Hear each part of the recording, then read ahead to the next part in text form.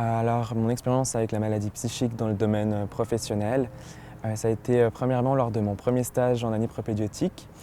C'est un stage qui m'a marqué parce que je suis arrivé dans cette institution d'hôpital psychiatrique avec un peu tous ces stéréotypes en tête, dus justement aux séries, aux médias. Et voilà, j'avais peut-être un petit peu peur.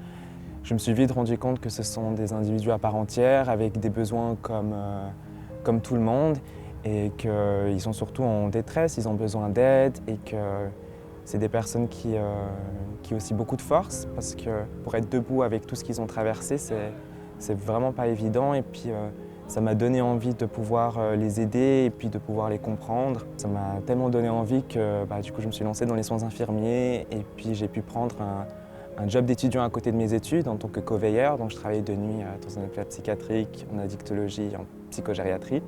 Et ça m'a beaucoup apporté au niveau personnel et professionnel. Et puis malheureusement, dans mon entourage, j'ai eu des personnes qui ont été confrontées justement aux troubles psychiques.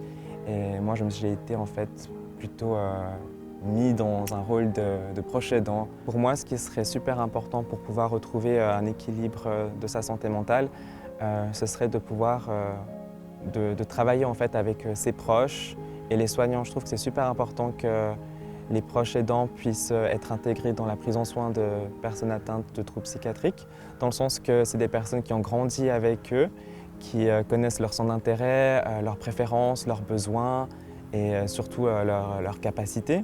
Il y a plusieurs moyens qui peuvent être mis en place pour pouvoir les accompagner. Ce serait déjà à travers les entretiens. C'est hyper important, je trouve, que les proches puissent participer à des entretiens ou puissent visiter la personne atteinte de troubles psychiatriques dans l'institution, par exemple.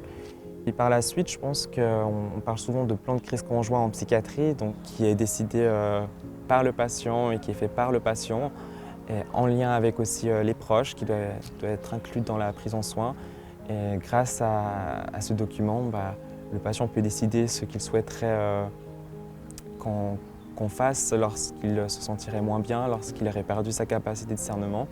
Et du coup, le fait de le mettre par écrit, ça permet déjà au patient de se sentir rassuré, de savoir qu'il sera bien pris en soin et qu'on puisse faire ce qu'il souhaite. Vraiment, la clé du rétablissement, c'est de pouvoir laisser le patient faire son chemin, à son rythme, et lui donner le pouvoir d'agir